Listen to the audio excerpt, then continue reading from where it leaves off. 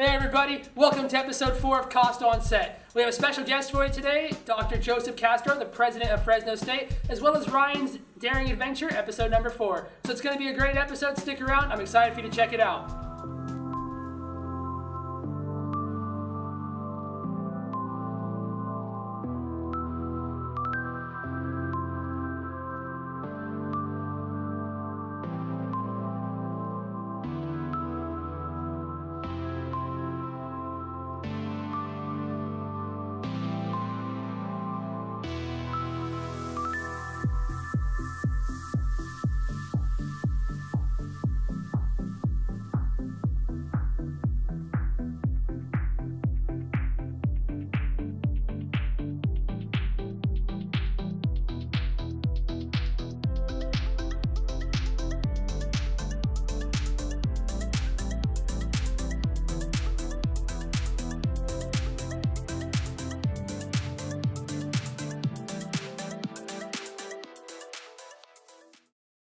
And welcome back. Like I said, today we're joined by Joseph Castro, president of Fresno State University. We have a lot of questions for him, so let's get into it. Great. Sweet. Nice to be here. So, and we definitely appreciate you coming on the show as well. Sure. So, before we get into talking about your influence at Fresno State and in the city of Fresno, I just want to get some background on you so our audience knows a little bit more about you. So, where were you born and where did you grow up?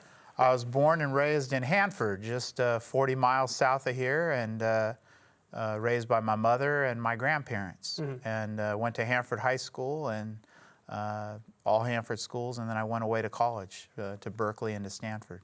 Okay, Yeah. so then did you have any family living in Fresno while you were growing up, or was it all Hanford based? I had family in Fresno. I used to come to Fresno State athletic events and onto campus every once in a while, so I knew all about the Bulldogs growing up, and had a couple of cousins who came here. And then later on, my younger sister, she came to Fresno State and got 2 degrees. So I tell her she's the real Bulldog because I don't have any Fresno State degrees. I got you. So was becoming president of the school always in the plans, or is that something that took a lot of time before that was something you decided you wanted to do? You know, that question comes up quite a bit. And the honest truth is that I studied university presidents as a doctoral student, and I'm a student of leadership. So I was always very interested in what presidents do, but I wasn't really sure about whether that was for me until about a year before I decided to try. Oh, wow. And so I went to one of my mentors, Mark Udoff, who was the president for the University of California system, and I said, I think I might want to try to be a president. What do you think? And his response was, let me explain to you how exciting and how hard it is. And after several discussions, that's when I decided that it would be a good thing to do. And then he started to nominate me for positions. And then Dr. Welty announced his retirement, and the rest is history. The timing was great, and really happy to be here. This is my 6th year now. Yeah, it's been a lot of fun. Yeah. So for those that don't know, what is the role that the president plays at the university? Yeah, there's different facets of it, but ultimately I'm responsible for all parts of the university, all the academic parts and all the athletic parts. And that's the humbling thing, is that for good and then sometimes not good, I've become the representative of the university. So most of the day-to-day decisions are made by my colleagues, so I try to make sure I pick really strong people, strong vice presidents, strong deans, strong directors, people who share my vision, and then there are some decisions that only I can make. The most difficult ones are the ones that seem to land on my desk, where there's disagreement, or I need to make a call about how we're going to make an allocation of funding, or a program decision, or some other kind of decision. So the stakes tend to be pretty high when the decisions get to me, and they're challenging decisions, and sometimes they're decisions where it can go either way. And it takes, in my view, good judgment. You have to remember what the mission of the university is, what are our values, and then I try to carry those out every day. Mm-hmm. And then there's also the ceremonial part, and that's what a lot of people focus on. That's the fun part, the right? fun part, the graduation, the convocation where we met. Yeah. Those are really important events where the university wants to see their president. And so I'm in my regalia, my medal, and that's so fun.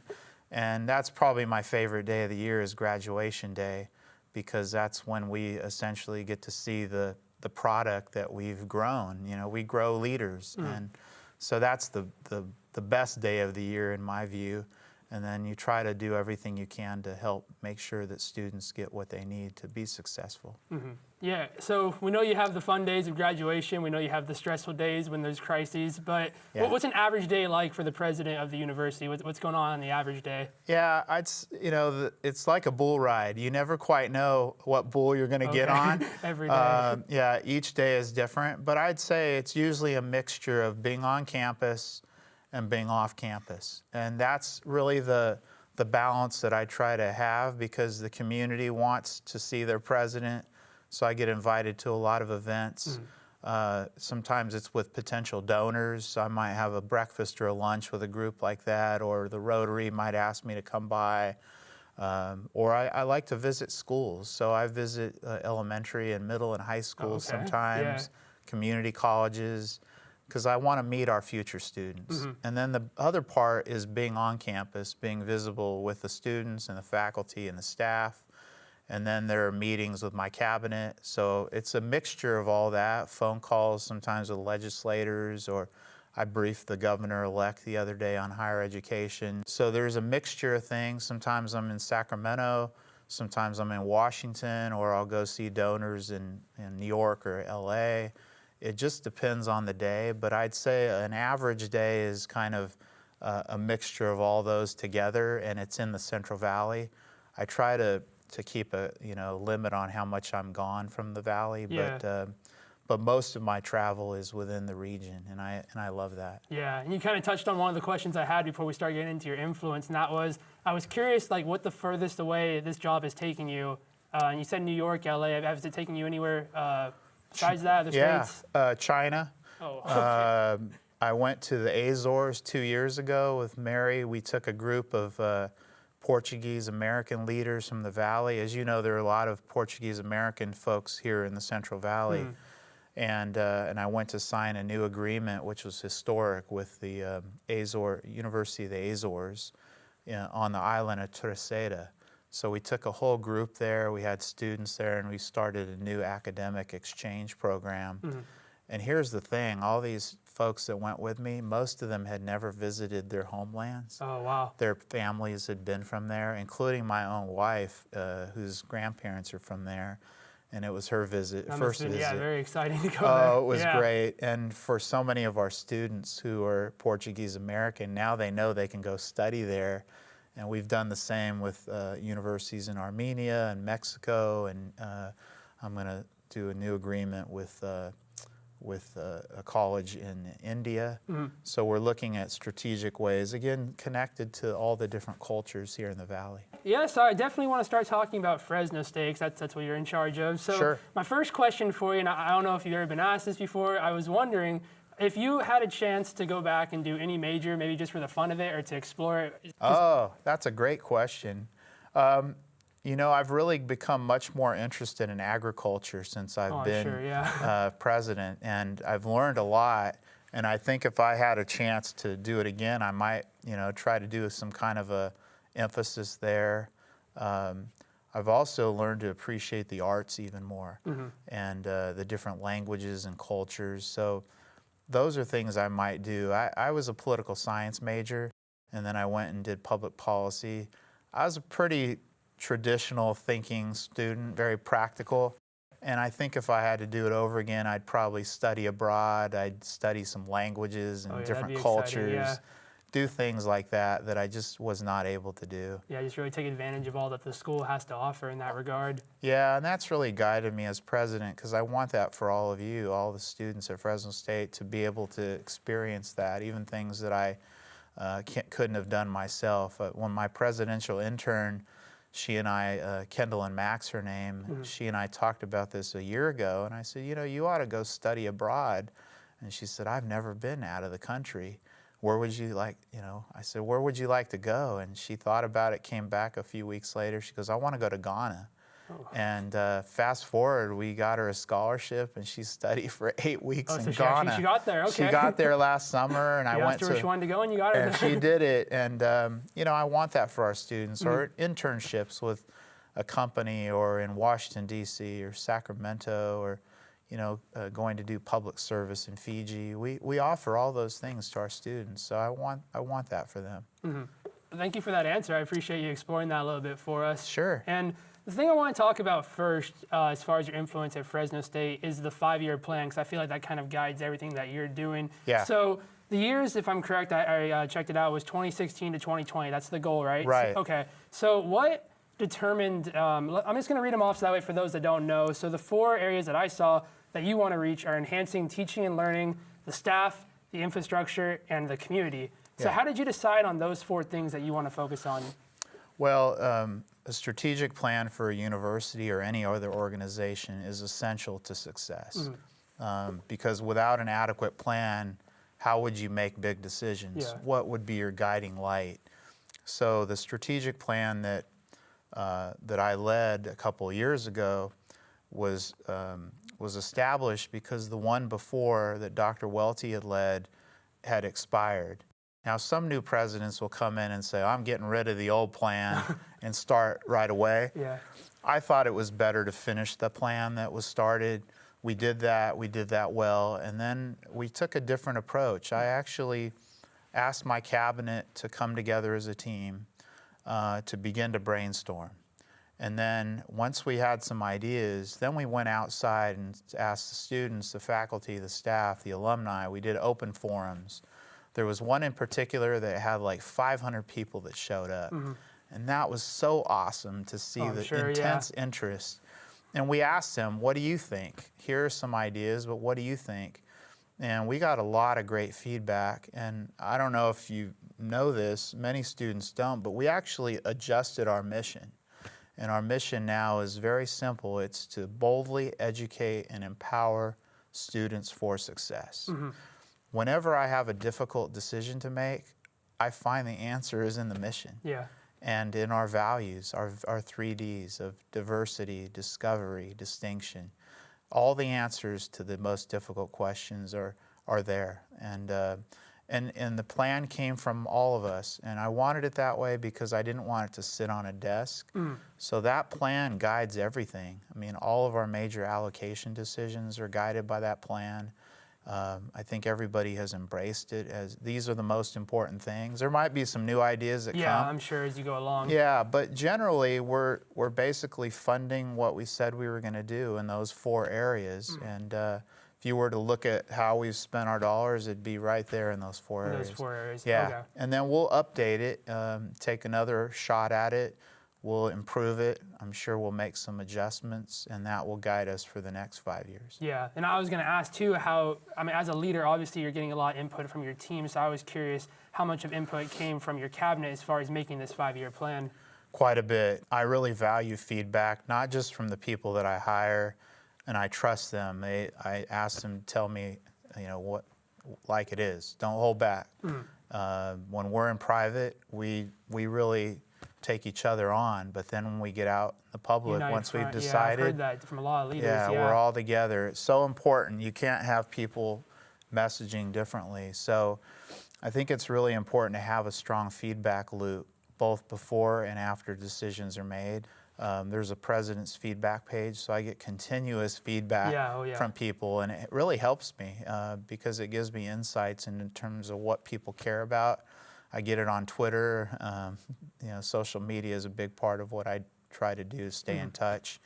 And I think feedback's important because we're a learning organization. We've got to get better every day. Yeah. So we make mistakes, but then we learn from those mistakes. And like I tell my team, we're going to make a different one tomorrow, but we're not going to make the same one twice. We cannot do that. So I don't tolerate a repeated mistake, but the first time it's like, okay, as long as we were doing our best and trying, that's okay. And then we'll learn from it, we'll adjust, and we'll get better. Okay, I got you. Yeah. And then being the leader of Fresno State, you're in the spotlight quite a bit. I'm wondering, how have you adapted to that over the time that you've been president? I know whether it's an accomplishment or a crisis, a negative situation, everybody's always looking to you to lead the school. So how have you adapted over time?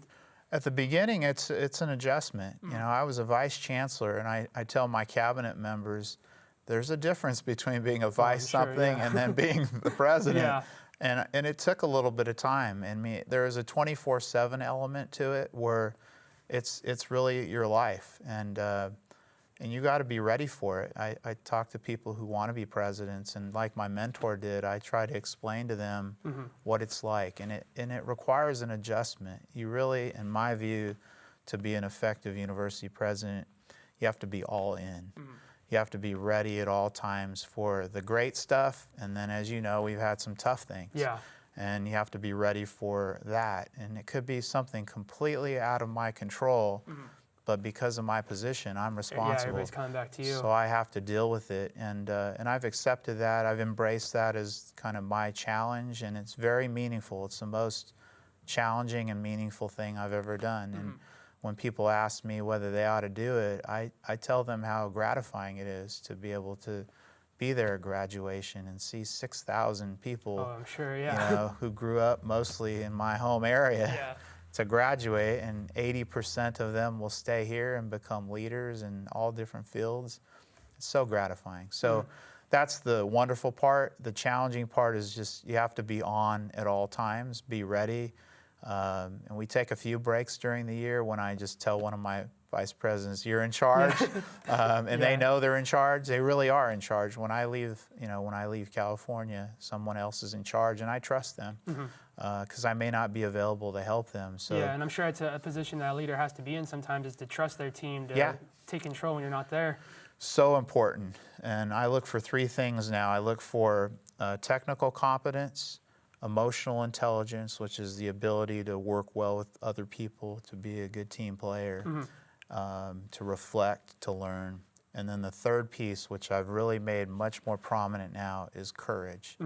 I have to have courageous colleagues because, tomorrow could be a really challenging situation that's completely out of our control, but we got to be ready to deal with it. And I have to have leaders with me who are going to stand in the good times and in the challenging times, and it's just a really important, and it's not for everybody. Some people would rather not, and being a public university, there's a lot of scrutiny. There's a lot of people who have ideas, and that's good. That's part of the deal. So I also want to know about the president's influence on our sports team. For those that don't know, Fresno, very compassionate about their sports teams. So the president of the school, what is your role as far as our sports teams go? Are you there giving speeches before the games, or what are you doing to help us further our teams? So the way that I help the most is to make sure that our athletic teams have as many resources as we can get. And then I ask our coaches and our athletic director to spend them as wisely as possible.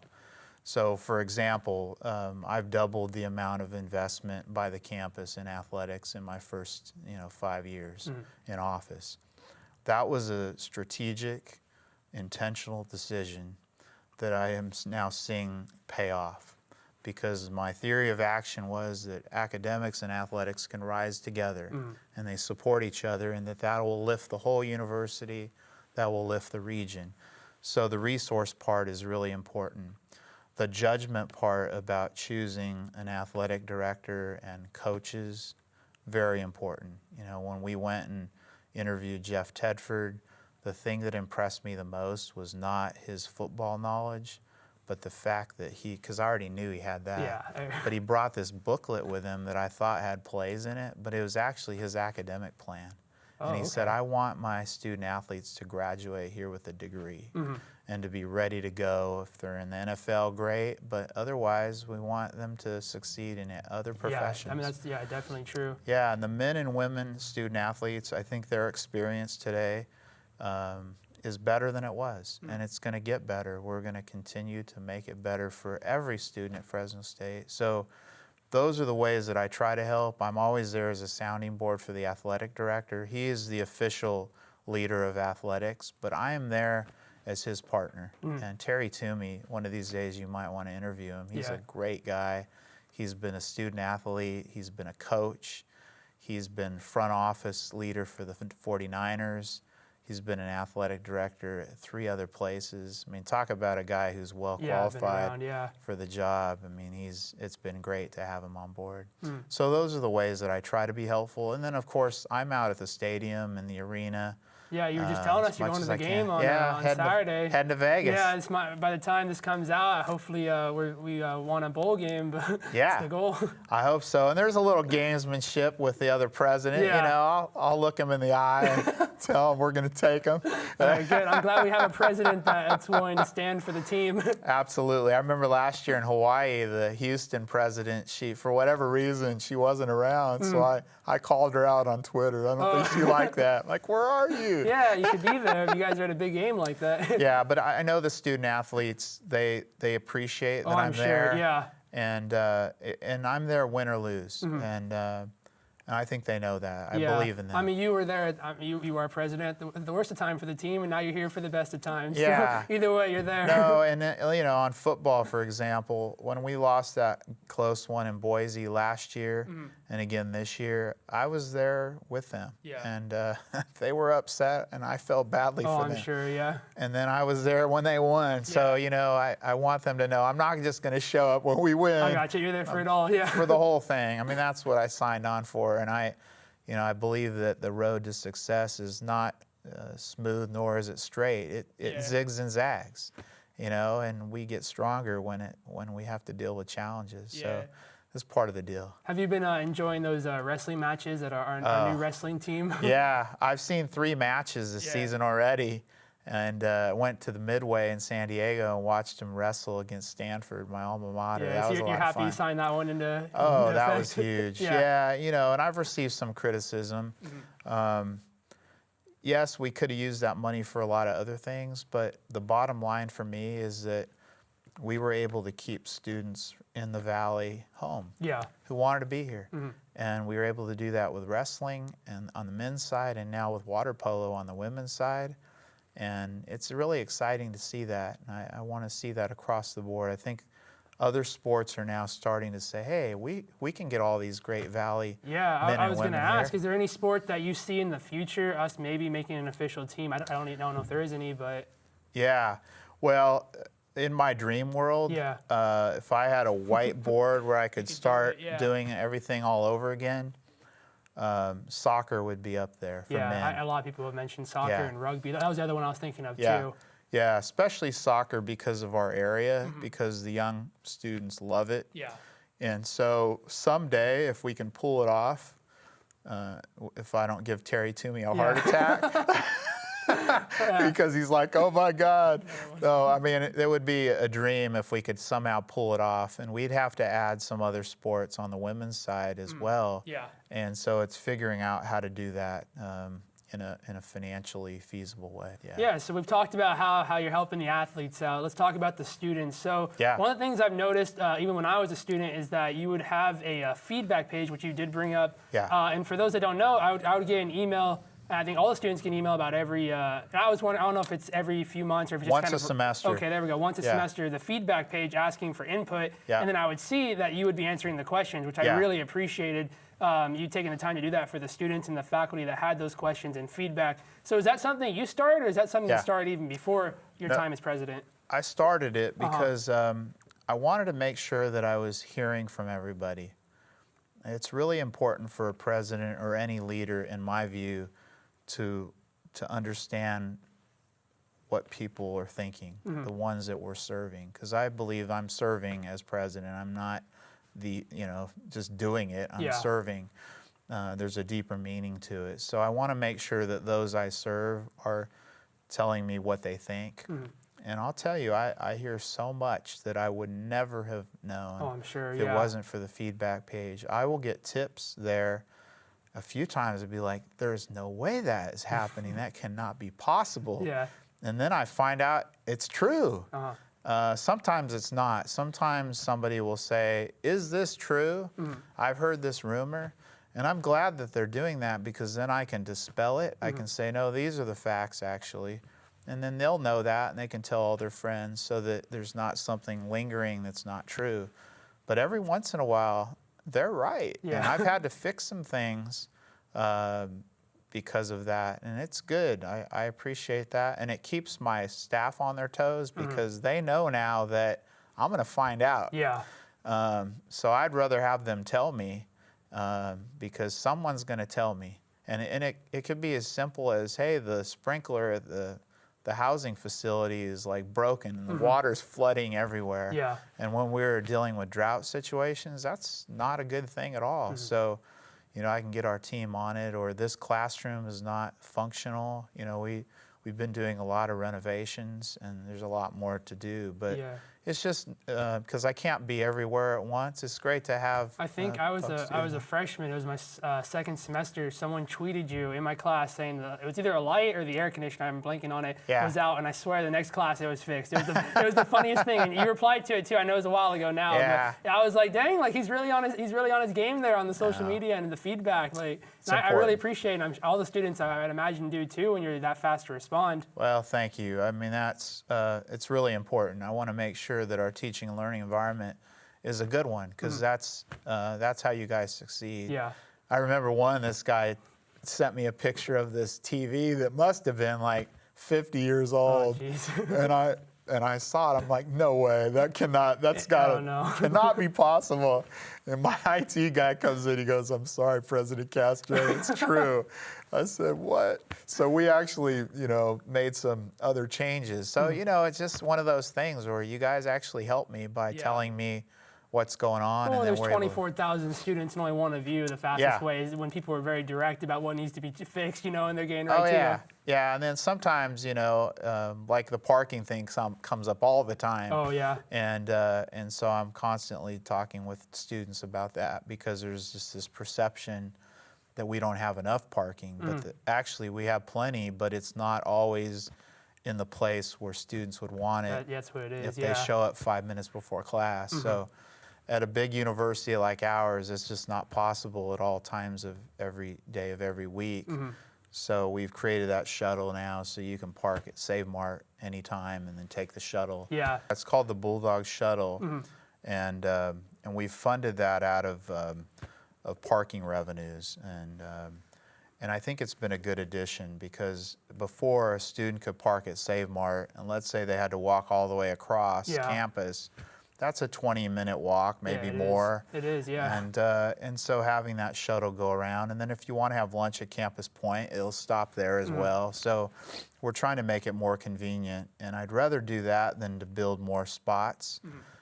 Some people want to build a structure, and when that has come up, I've said, do you really want to double your parking fees? That's what would happen. That's what would have to happen. And because the state does not fund parking.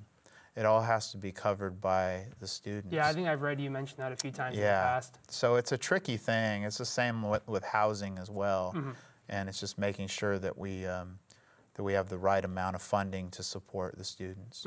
Appreciate you explaining that a little bit to everybody and the viewers at home. So I have two more questions for you. Sure. The first being revolving around the new student union that is going to be built. Yeah, I'm very supportive of it. I'm really proud of the students who voted for it. I know that it's not easy to tax yourself, which is what a new fee is, but it's really something that's going to transform the experience at Fresno State.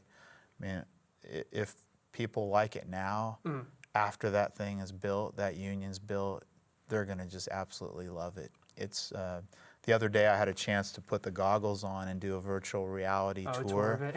It's amazing. Yeah. One of our students designed it, and it even has like a rooftop garden thing. It's got everything that I think students are going to want and need 24/7. And that's been some of the feedback that I've received, is that what if I want to study at 2 in the morning?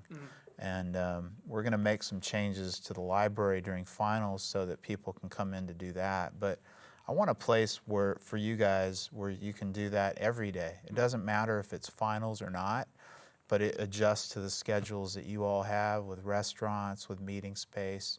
So I'm excited, but that'll be the first new building that my presidency's initiated.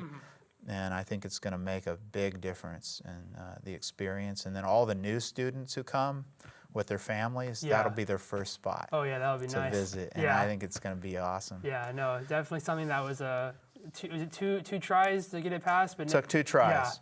And the second try was 2/3 yes, Okay. 1/3 no, which was a great vote. I mean, that was even better than I had anticipated. So, you know, we received 30,000 applications for this fall.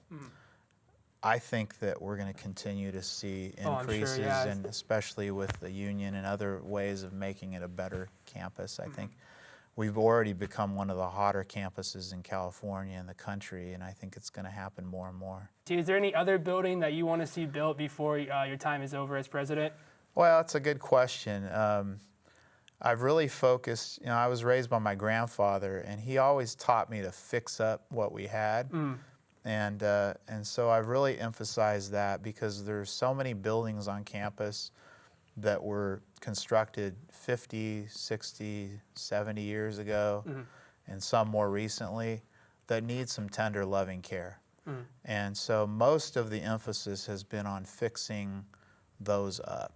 And I think that's smart, because it's less costly, and it'll position the university in a stronger way than if I just started building, because it's a lot easier as a president, cutting ribbons and all that.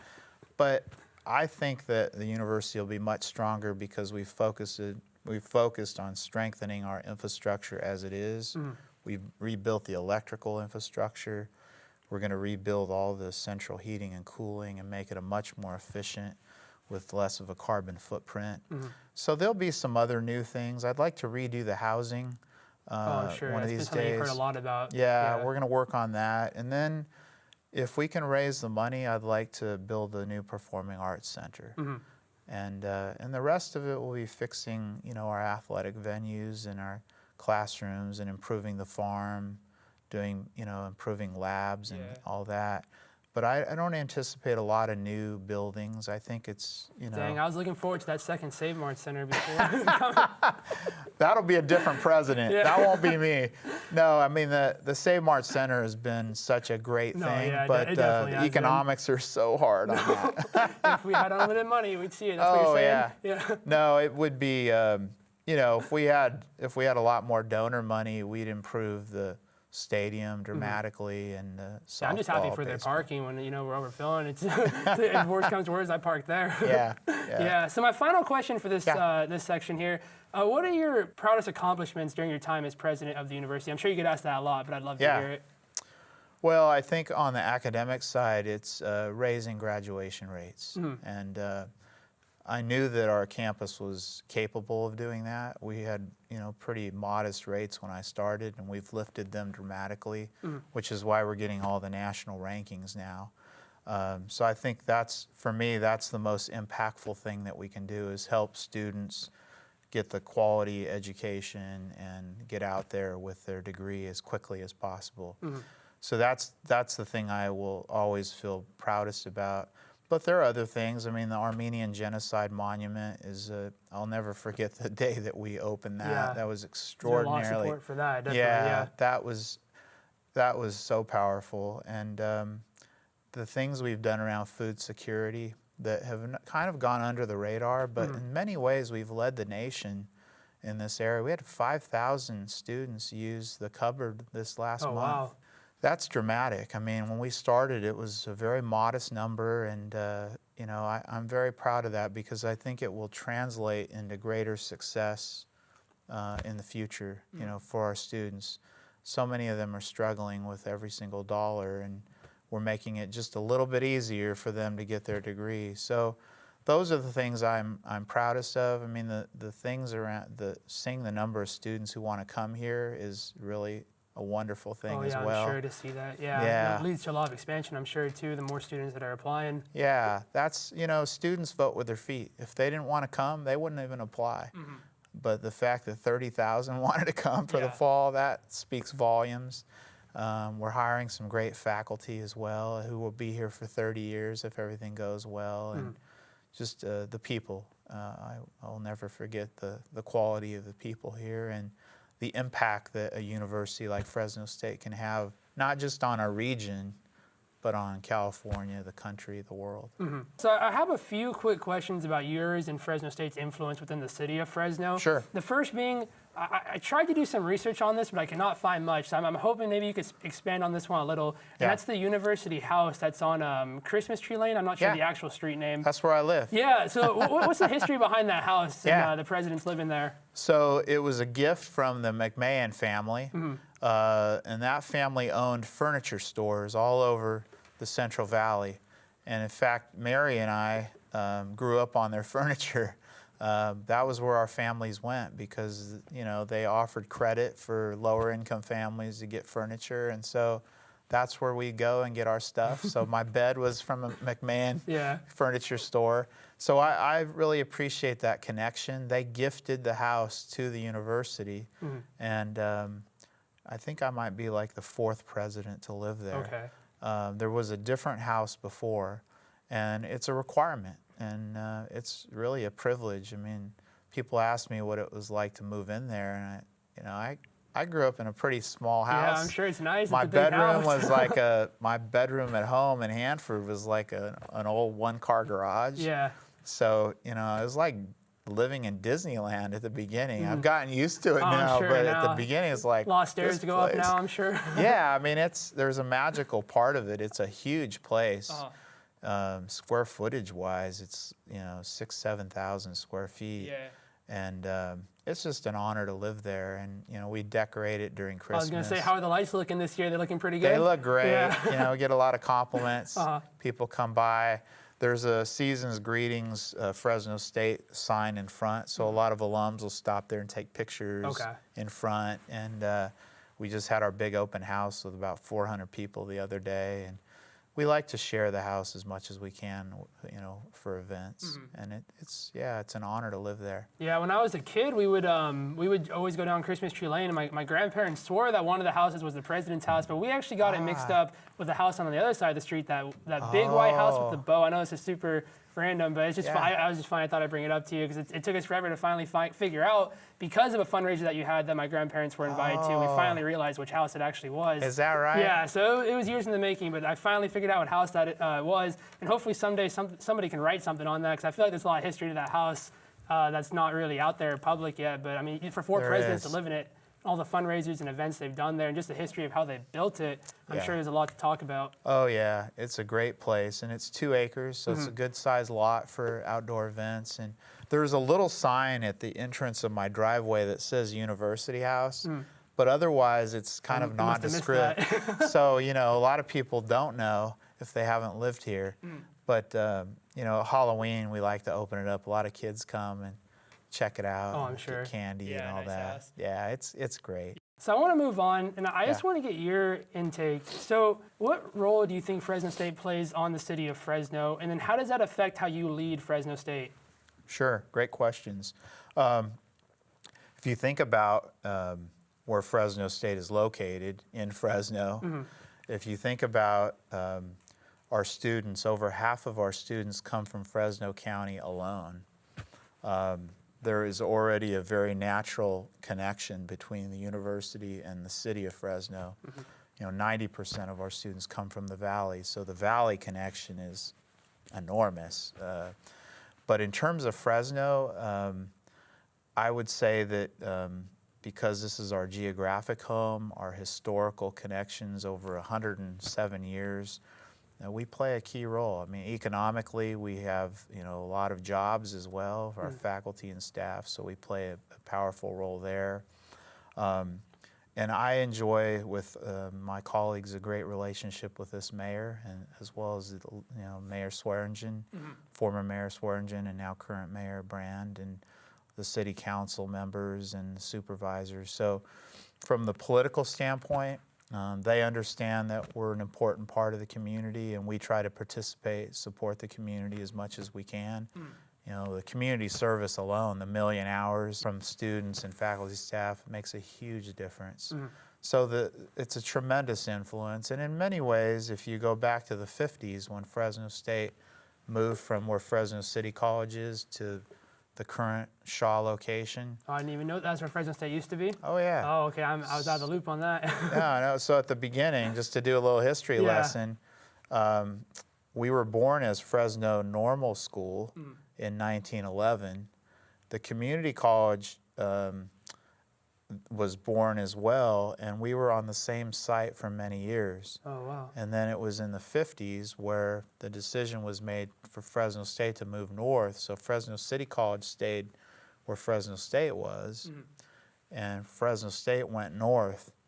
Well, if you track development from then on, you will see that Fresno State in many ways led that development north, good or bad. And so that alone is a great example of how much influence Fresno State has, because once that happened, then you saw housing, you saw Valley Children's Hospital, a lot of other things moving to the north. And now what I'm trying to do is we have that strong location, but reach more into downtown, reach into Visalia, and have a presence at COS. And we're looking at ways in which we can really be valley-wide in a stronger, more powerful manner. And as you said, you had a strong relationship with the mayor, and I was wondering too, as you said, you guys are trying to expand and looking towards expansion. How is your relationship, and how do you work with the city council and the city officials to do and accomplish things for Fresno State? We have a very close relationship with all the different elected officials. Larry Salinas is on my cabinet. He's one of the best governmental relations leaders in the whole country. I mean, this guy, he's a Fresno State grad. I joke around that the only way I could lure him from working for the president of UC system was that his grandson lived here. Oh, okay. And he and I served on the founding team at Merced, but he's the master in this area, and he's so good at, he knows all these folks. He makes sure that we're well represented. He gets me involved when we need to be, or other members of my cabinet, and we just enjoy a very close relationship at all levels, at the local with the city council, the county board of supervisors, the state legislators, in the assembly and the Senate, congressional representatives, some commissioners, that sort of thing. I try to stay in touch with all those folks. It's a very important part of the job. And then my final question for your influence in Fresno, what organizations are you a part of that you would be willing to share and talk about? Sure. Well, one is Fresno Compact, and that's a business education compact that works together to strengthen the connections between education and business. And it has all the leaders of the major businesses and the leaders of the K through 12, the community colleges, higher education. So we meet regularly there. That's a very important group. We're part of the Fresno Business Council. We're part of the Cradle to Career Initiative, things like that. And then I sit on organizational boards like the Boys and Girls Club, and then I try to help organizations as much as I can. Mrs. Castro is on the Housing Commission, and she's taken a special interest in housing issues. And so it's trying to think about how we can connect and assist. Around food security, we have really strong linkages with the POV, with the Fresno Food Bank, with Catholic Charities, and all the other groups that are really working on this issue with us. And so she and I, we try to help out other organizations when we can, and they help us. It's a win-win for the community. Definitely. Cool. Yeah, so as we start to wrap up here, I have three last quick questions for you. So first being, what do you like to do in your free time when you're not running a school? Yeah, well, I love to swim. That's my favorite sport, and we have a great pool at University House, so I do that. I have a little boy who's, he's my bonus guy. He'll be 8 in January, and so Mary and I spend a lot of time with him. And especially because the presidency is so demanding with evenings, that like after I'm done here, I'm going to go to see his performance for the holiday. I try to make sure that I'm with him as much as possible. So I don't play golf, because it's too many hours. Yeah, definitely. I spend a lot of time with my family. I used to hike a lot. I lived right across the street from Muir Woods, which is one of the world's best national monuments. Nice. Yeah. The redwood trees, 100, 200, 500 years old. Incredible. I don't get to do that as much anymore, but I try to, every morning I get exercise, walking or jogging a little bit. I gotcha. So I try to do that. I love to read. And then I stay in touch. I have some really good friends who I have known since I was a kid, and those are people that I hang out with when I can. One of my buddies who lives down the street from me, I met him when I was 6 years old. So it's pretty cool to have a buddy that you've known that long. So I hang out with him quite a bit. Yeah. I gotcha. Cool. Yeah. And then my second to last question here. At the Save Mart Center or Fresno State Arena, if you could have one event come that you could go check out, what event would you like to see there? Oh, well, I mean, if Prince was still alive, I would love to see him. I saw him once at Save Mart Center back in the day. I love Adele. If Adele came, I would ever didn't pay come. you for that. Okay. Yeah, I'd love to see her someday. But we were just there for Fleetwood Mac, and that's one of I heard Mary's. that was nice. Yeah. Yeah, Mary's idol is Stevie Nicks, so she was just in heaven that night. Yeah, I'm sure. And we've been able to see other good acts like that. I mean, Do they get you in for free when you're the president? Well, we work because we actually have a box and we invite guests of the university. So it's a good way for us to cultivate relationships. Yeah. And then, I usually try to invite my mom every once in a while. Nice. So Okay. she comes from Hanford. But yeah, we get to see all sorts of different artists. Country, rock, all sorts of stuff. Oh, I'm sure that must be nice when you have the time for it. Yeah. Yeah, it's a lot of fun. So we try to do that whenever I'm in town, and I go to the athletic events there as well. Yeah, I was gonna say I know you have free football tickets because I won the red seat tickets. That's what they call them, red seat tickets. One time, my first month here, actually, when I first started school. Yeah? So those were good seats. All right, Thank you. Yeah. good. You're welcome. You're welcome. Yeah, it was a raffle I won. Yeah, that's cool. I'm glad you won those. So it was a while ago now, but I still remember that. I appreciate it. Oh, sure. Yeah, we have those. I usually give those away because Mary and I work during football games. We have a couple of boxes, and so we usually have 80 to 90 guests. Oh, okay. And, it could be legislators. It could be some of our closest donors.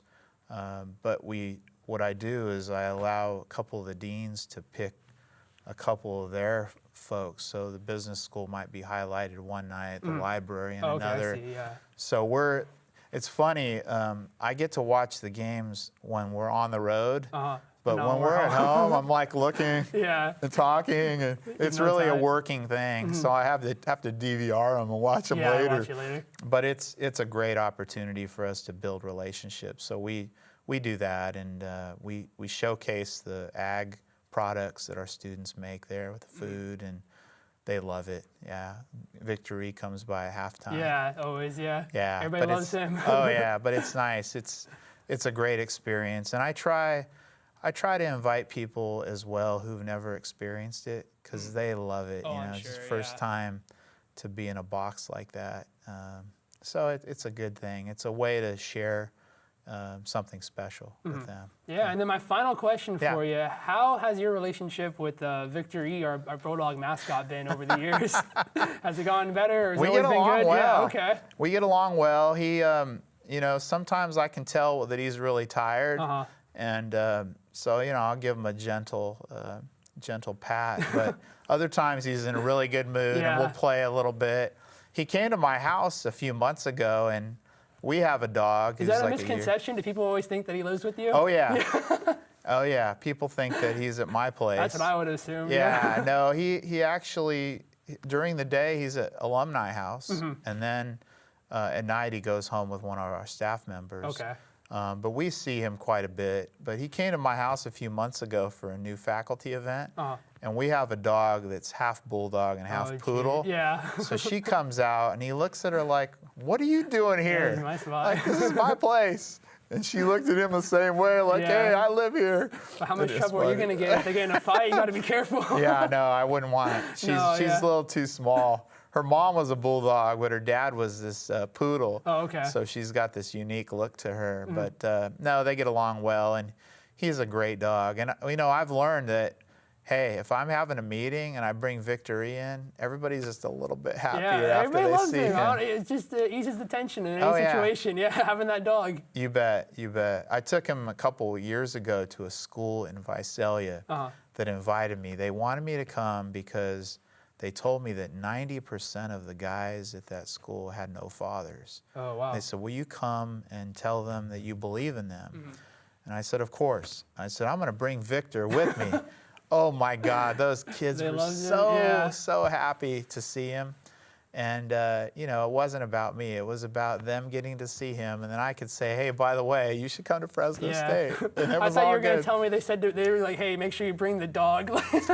They were happy I brought I'm the sure, dog. yeah. That's your ace in the hole in case It is. anything's ever tense. Just say, bring the dog in. We have Oh, on standby. yeah, absolutely. Everybody likes to have him around. Yeah. And, you know, we funded him so that he can, with private dollars, so that he can go to events whenever people need him. And it's worked out really well. Oh, I'm sure. Yeah, he's a good community mascot. Absolutely. Well, Dr. Castro, I really want to thank you for coming on the show. I had a great time getting to talk to you. Thank I learned you. so much about you. Hey, it's a pleasure. We'll definitely have to have you on again sometime, talk about what's going on with the school. That'd be great. Thank you.